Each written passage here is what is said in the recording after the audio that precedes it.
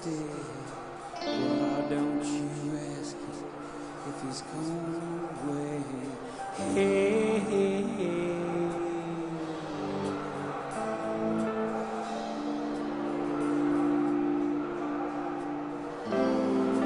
Why don't you tell me what's going on? Why don't you tell me who's on the phone?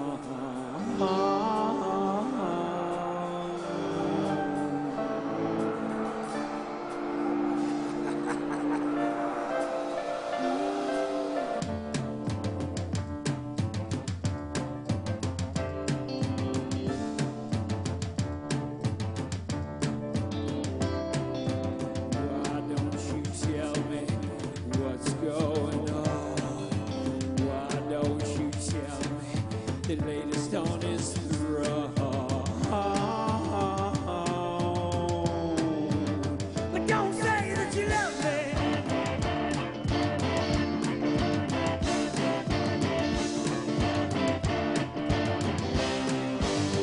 Just tell me that you want it.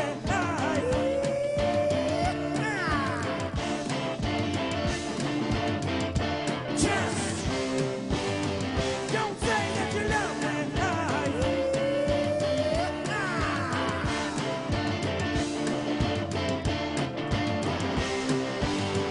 Just tell me that you tell me.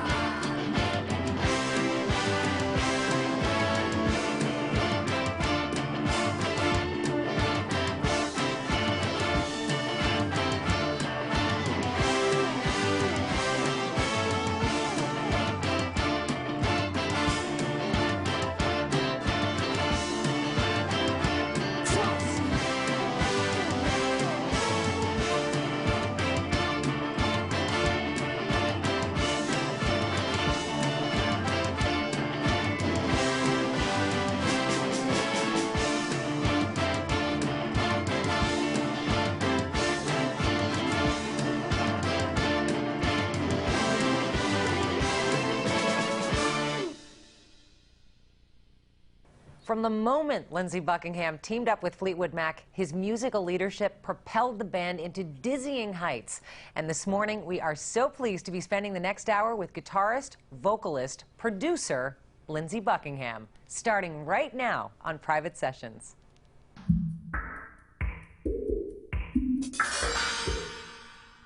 My guest today may be best known as being an integral member of Fleetwood Mac, one of the most successful music acts ever, but Rock and Roll Hall of Famer Lindsey Buckingham also has a satisfying solo career. And that, by the way, was Lindsey Buckingham performing one of Fleetwood Mac's top 10 hits, Tusk. Lindsey, welcome to the show. It's so good to have you here. Nice to be here. That was so rockin'. Well, we've been out on the road behind a solo album, and we're just having a great time doing, you know, the whole range of material that I have. Yeah, now your last solo release was Under the Skin in 2006. That's right. very different sounding than this one. What made you go in a more rocking direction as opposed to the acoustic solo effort? Well, that album 2 years ago was an experiment in taking one thing that I do well, which is fingerstyle guitar, and trying to get the one or two guitars in that style to do the work of a whole track, and then still put like production values over it. It did not have lead guitar, it did not have bass and drums, so that album was as much about what I didn't do as what I did do. Now this new album, Gift of Screws, really represents just the range of what I have done over a period of time. And so it's a little bit more variety show, and I think it tends to be a little bit more accessible because of that. It's fantastic. Actually, the album Gift of Screws, from beginning to end, it really takes you on a great journey, and it is, like you said, very upbeat. I heard, correct me if I'm wrong, that the original material for this solo album ended up on 2006's Fleetwood Mac album, Say You Will. Some of it did. Now, what happened was that I was poised I think in 2002 probably, to put out a solo album. And at that point, Fleetwood Mac came in and said, we want to make a studio album. It's been a history of... They do that to you a lot, don't they? Yeah, there has been a few interventions, for lack of a better word. But that's part of it being in a band. It's not bad being wanted either. No. Things could be worse. Speaking of Fleetwood Mac, you have a couple of your buddies from the band playing on That's a couple right, of songs. yes. Mick Fleetwood is playing drums on a few of these, and John McPhee is playing bass. How is that for you, working on your solo work versus, say, working with Fleetwood Mac? I mean, is it enjoyable more for you? Well, because it's two different disciplines, I would say. I think in any band, but probably more so Fleetwood Mac, because it's such a disparate range of sensibilities that exist in the band, and therefore possibly a more potent kind of and convoluted politic that exists. Sure. So how is it working with, say, Mick Fleetwood and John McVie on your solo album? Is there any differences there between when you're working with them? Not really. No, I mean, we have a long history, and working with them, it just slots into something very familiar. You know, John and Mick are probably one of the greatest rhythm sections in rock, and they have been playing together for an awfully long time, and I've learned a lot from them. So it's like it's one family, you know, getting together with a different family. So it is like family. I was going to ask you that. I wondered. Yeah, we've been through a lot. Yeah, you have. And you know something? I'd like to find out how you got here, and we're going to talk about that, but we've got to take a quick break. All right. When we come back, we'll hear how Lindsey Buckingham first met Stevie Nicks and Fleetwood Mac. Stay with us.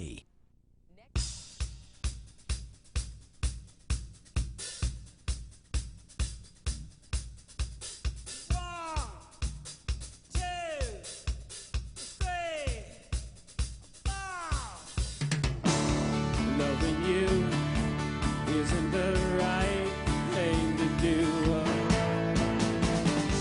How can I ever change things that I feel?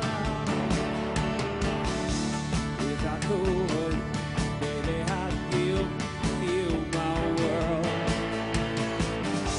How can I, when you won't take it from me? You can go your own way, go your own way.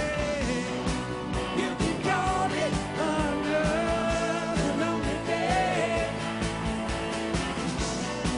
You can go your own way. Tell me why everything turned around. Backing up, shacking up's all you wanna do. If I could, baby, I'd heal my world. Open up, everything's waiting for you. Yeah. You can go your own way, go your own way. You can call it another lonely day. You can go your own way.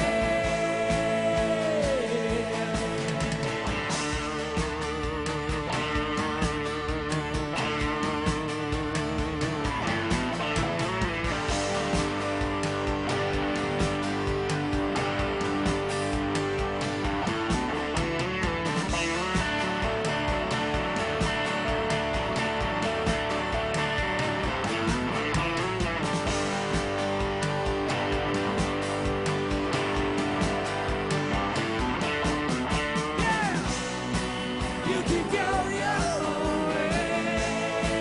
I said go your own way. You can call it another lonely day, another lonely day. You can go your own way. I said go your own way. You can call it another lonely day.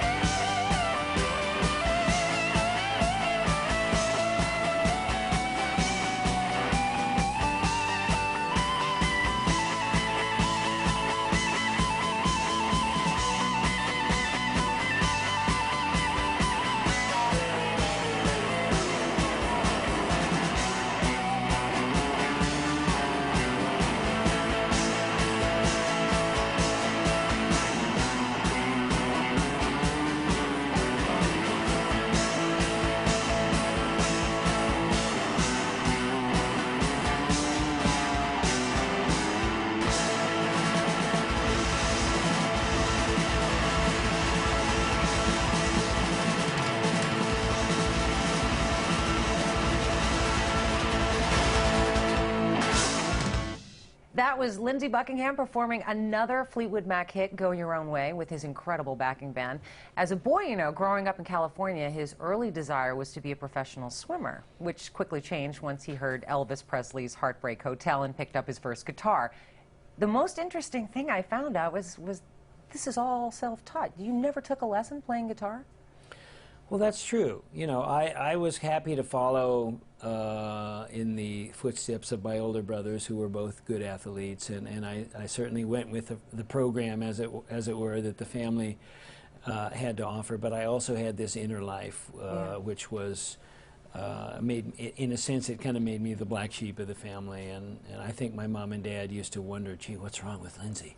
But yes, it is true. I had always had a profound interest in music from a very young age, but when my older brother brought home Elvis Presley records, that became a revelation, as I think it did for a lot of people. Sure. Do you read music? No, no. I would call myself a kind of a refined primitive. But that just puts you even up higher up there as far as, you know, guitar virtuoso. You know, it's interesting. I've talked to a number of people in music schools and music students, and I think they all tend to agree that, yes, there is something to be gained from the knowledge, but it is the imagination that is the most important thing. Yeah. Imagination is more important than knowledge, and there can be a tendency in gaining this insight or being taught what is, quote, right and what is, quote, wrong, which is a fairly arbitrary thing. Sure. That you can tend to sort of stomp out one's sense of originality or one's sense of inner voice.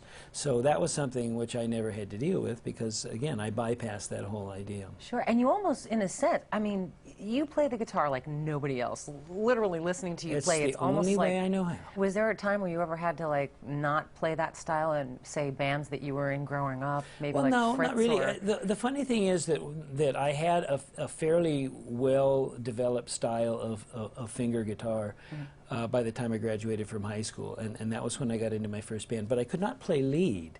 And right, so, didn't they make you play bass? Yeah, I played bass. Because they didn't know what to do with... That's right. I didn't have the gear. I didn't know how to play lead. So that was something which came last. There was another instance when Stevie and I first joined Fleetwood Mac, and Mick Fleetwood sort of frowned on me using my fingers and tried to get me to use a pick. And I just kind of looked at him and went, I don't think so.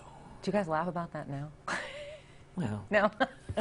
All right, so the story goes, at least I was told, that you were in high school playing California Dreaming, and this young girl walked up and started singing, and is that how the two of you met, you and Stevie Nicks? well, we met at some social event, although I can't really remember what it was now.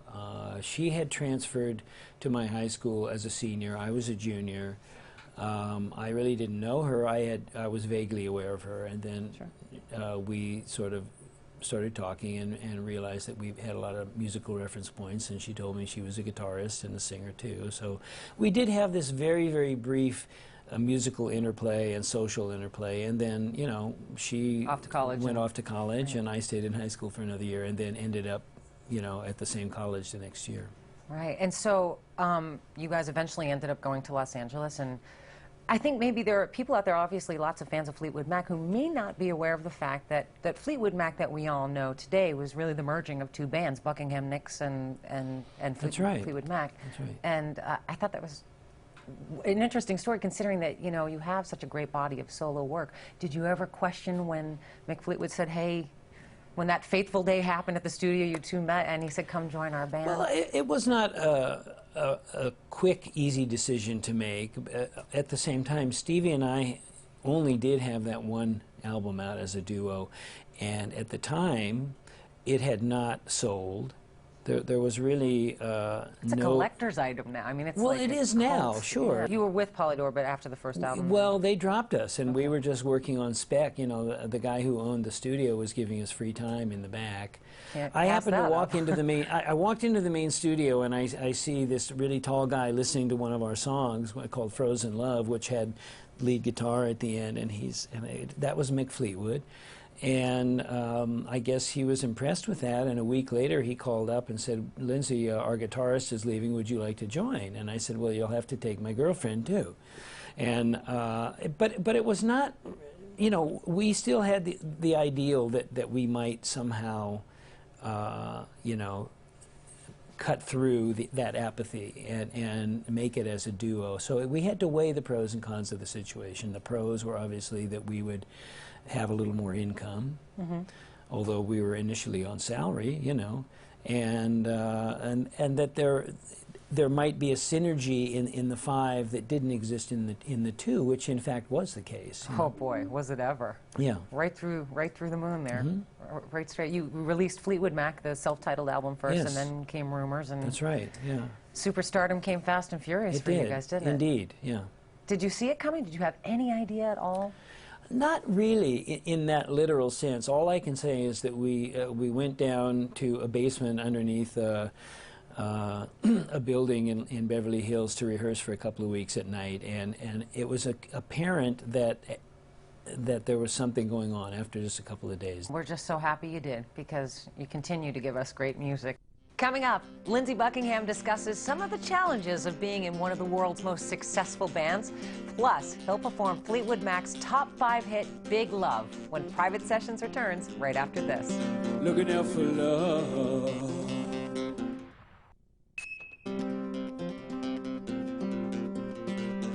Welcome back. Once again, here's Lindsey Buckingham with Big Love.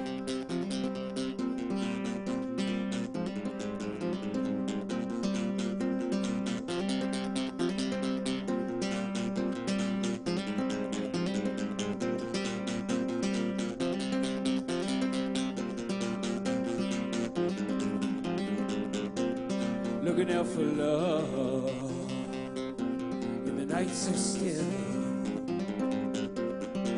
Oh, how pale you came down in that house on the hill. Looking out for love,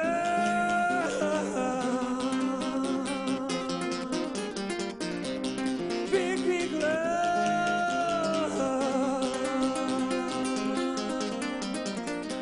You said that you love me, that you always will.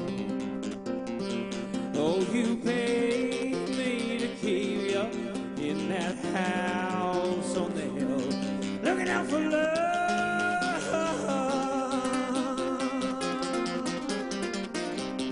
Big, big love.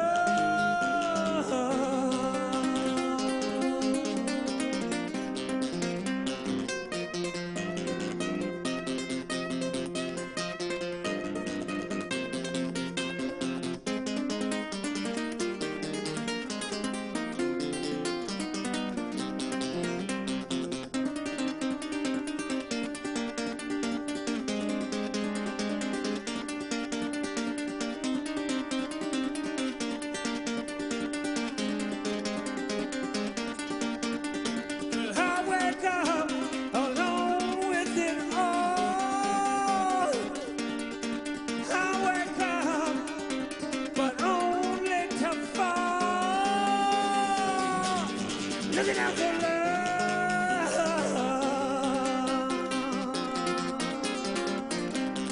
big, big love, looking out for love, oh, yes, big, big love.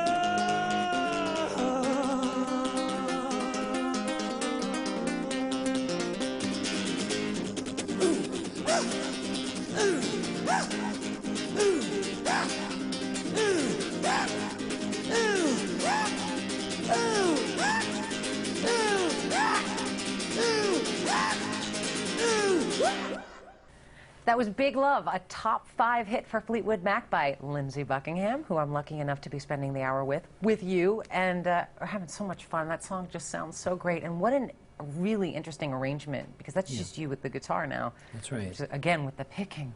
Unbelievable. Yeah, that song started off as an ensemble piece. It was actually a hit for Fleetwood Mac as a band song, and somehow it made its way to the stage as a single guitar and voice piece, and it kind of became the template for many other songs to follow in the same way, the same approach. Now, when you wrote that song, there was some pretty tumultuous times going on. Is there anything about those times that you care to share with us? Well, you know, that was from an album, Tango in the Night, which came out, I believe, in 1987. And that was, in my estimation, when everyone in the band was personally at their worst. If you take the whole subculture that existed in the 70s and what it led to and how it degraded, by the time we did Tango in the Night, everyone was leading their life in a way that they would not be too proud of today. And it was difficult for everybody, you know. And as soon as that album came out and a tour began to be discussed, I said, I gotta go.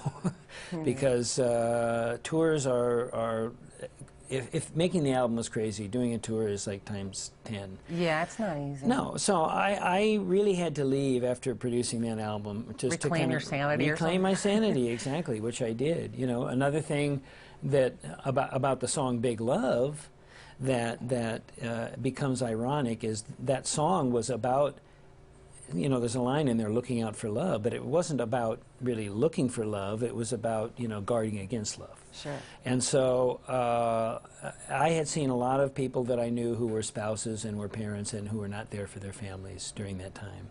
And I didn't want to be one of those people. So, you know, after being quite emotionally well defended for a number of years, I was lucky enough to meet a beautiful lady about 11 years ago who became my wife, and we now have 3 children. And so, you know, it puts the subject matter of Big Love firmly in the past. Sure, and a whole new meaning. You seem so happy. It was nice I am. I mean, it's been the great gift of my life, really. So, speaking of gifts, I'm going to turn it in a different direction. Turning points for you in your life. Would you say that maybe a turning point for you would be when you decided to not play it safe and do Tusk as a follow-up to Rumors, as opposed to what everyone was expecting like a Rumors 2? Well, that's exactly right. I think maybe some people never really get to experience success on that scale. Most people don't. You mean risking something? Well, for the... but making a call based on what they see as a double-edged sword. I mean, Rumors was just out the window success-wise. I think it ended up at the time selling something like 16 million albums. One of the biggest selling albums in music history. Yes. And at some point, you know, you have to realize that that kind of success can be a double-edged sword, in the sense that, yes, it allows you to have freedom, it allows you to have credibility to make choices, but it doesn't always encourage you to make those choices, because inherent in that kind of success is a set of labels that you now are defined as. And there are many people out there on the selling machine side of the business who want to see you repeat a formula in order to repeat the sales, you know, which gets you into what kind of a dicey area as an artist.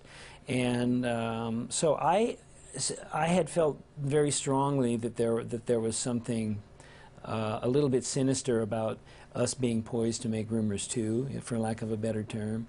And so because I had been also quite influenced by a lot of the music that had been coming in from England and newer stuff from America in 78, 79, I sort of encouraged the band to, look into some other ways of working which would actually represent some chance-taking, some more experimentation, and certainly would provide an outcome musically that would be more challenging to the listeners, which in fact Tusk was. I mean, I would have loved to have been actually a fly on the wall when Warner Brothers heard it for the first Tusk time? for the first time. What do you think their reaction was? Well, I think they were going, "What is this?" But at the same time, the Tusk album in many ways is my favorite album, not just for the music, but because it was a point at which I drew a line in the sand and tried to define, at least for me, what was important as an artist, right.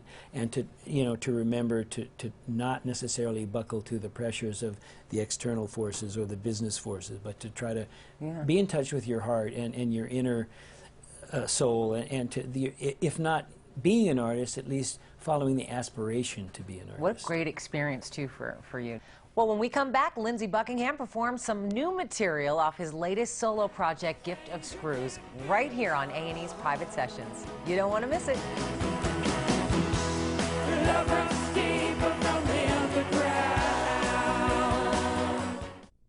Okay.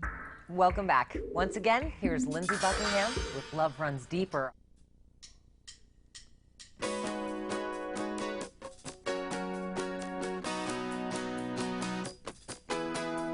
Well, you came to me, you cooled my mind. The stakes were high, impossible to describe. I love you, little child, how you mystified. Just a blinding flash, we were paralyzed. Yeah. Love runs deeper from the underground. Love runs deeper from a broken home. Black angel can't be alone.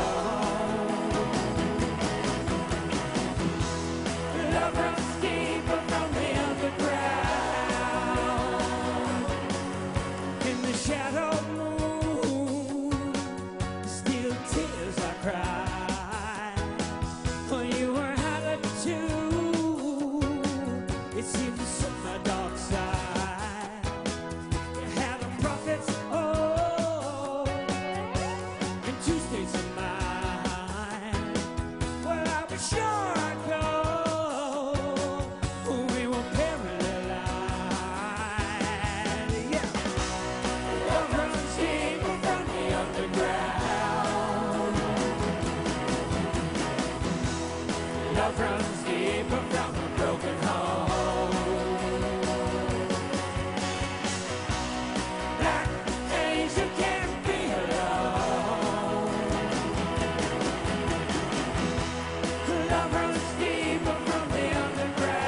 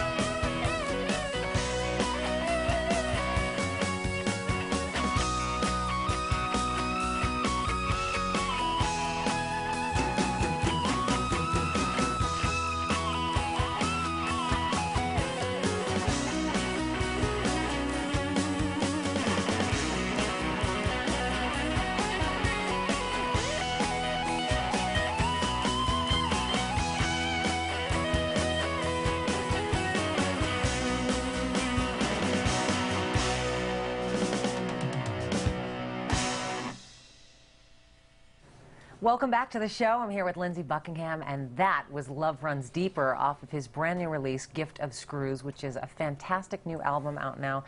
And this is a little bit of a family affair for you, isn't it? Because that song, as well as another song we're going to be hearing this hour, Did You Miss Me, you co-wrote with your wife. That's right.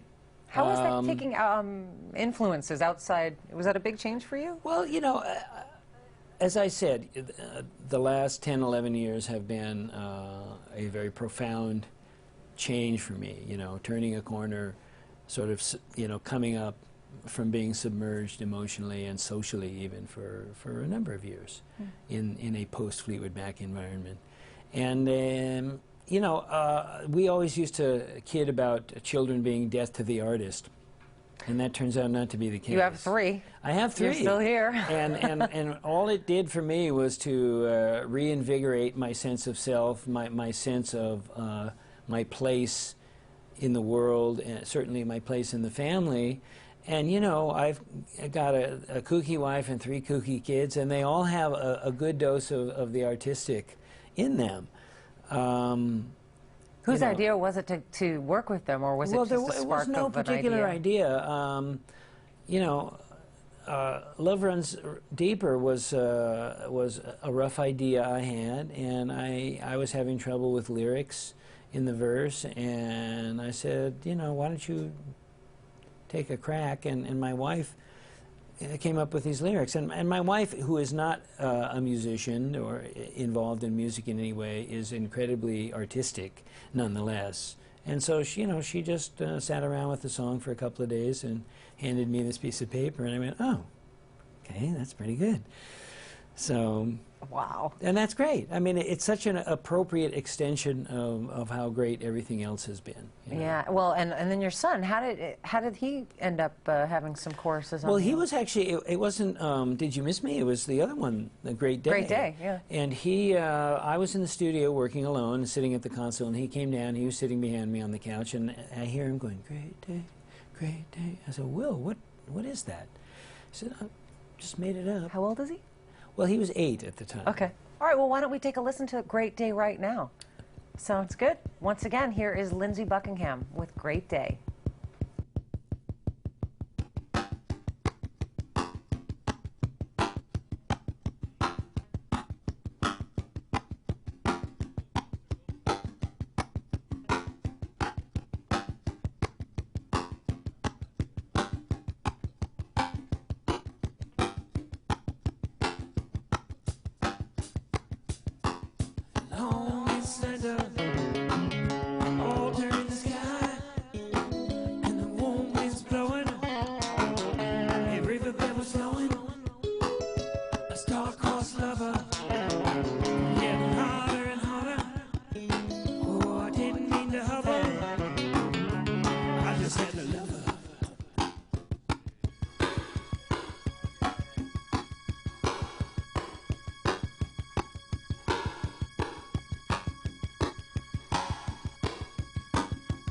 Women in the water, gargle like the moon.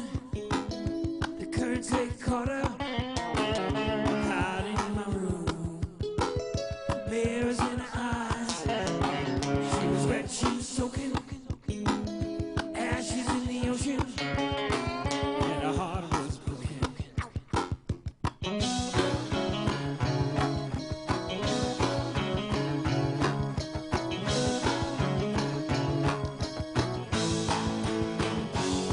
It was a great day,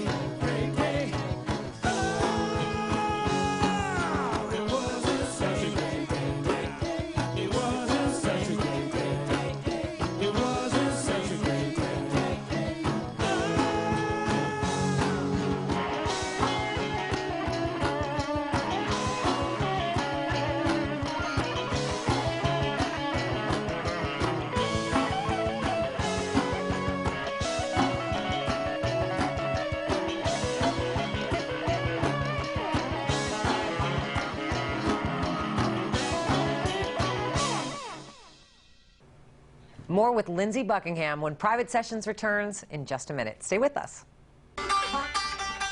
Be sure to check out our webpage for a behind-the-scenes look at today's show. Nice, thank you. Welcome back to Private Sessions. My guest this hour has been Lindsey Buckingham. And during the past several years, he's released 2 solo albums and toured around them and nicely asked his bandmates in Fleetwood Mac not to come knocking on his door for the next 3 years so he could focus on his solo work. I just want to know, do you realize the 3 years are up today? Yes. Has anyone knocked yet? They already did knock. They did? They did. Yeah. Early? A little bit, okay. But that's okay. Talking is one thing, but no, it actually was a very satisfying period of time because, as we said before, there have been many periods in the past where there was an intention to do something, and it did get, in a way, intervened upon by band intentions, which was fine. So it was great to be able to have a plan over a period of 3+ years and have it followed through on. And you've enjoyed the. I mean, it's been 14 years since you've gone out and toured around solo albums. That's right. And stuff, yeah, so. they keep pulling me back in.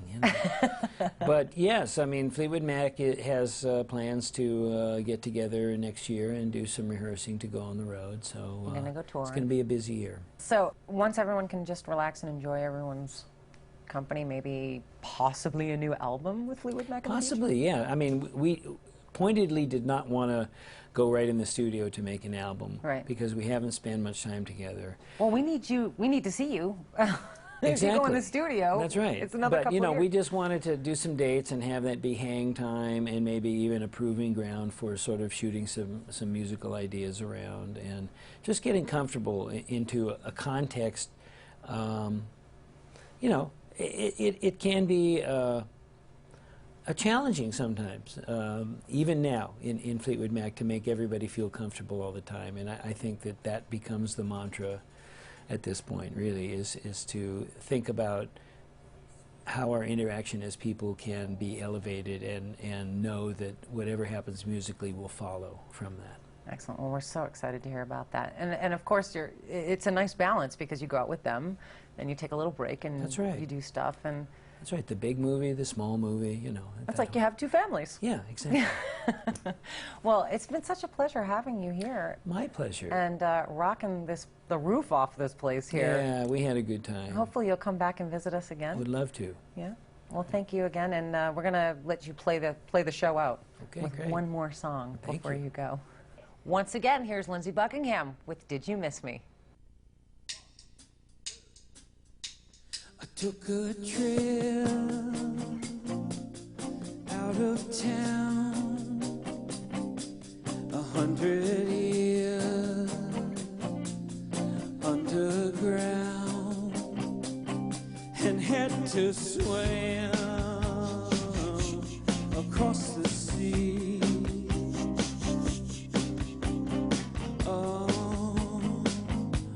When you were my baby.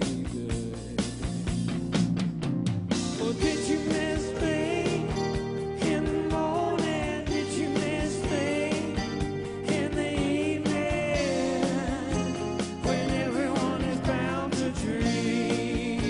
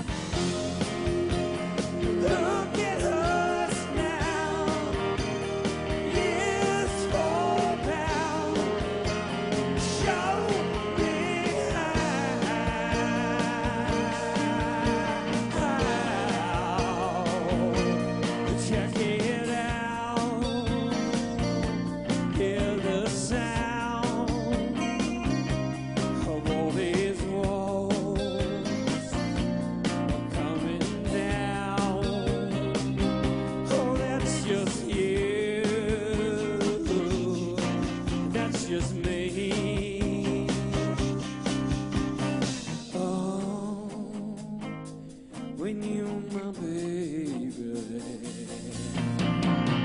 Well, did you miss me in the morning? Did you miss me in the evening when everyone is bound to dream? And did you ever run where the wind blows? Did you ever know where I didn't know? Oh, baby, did you miss me?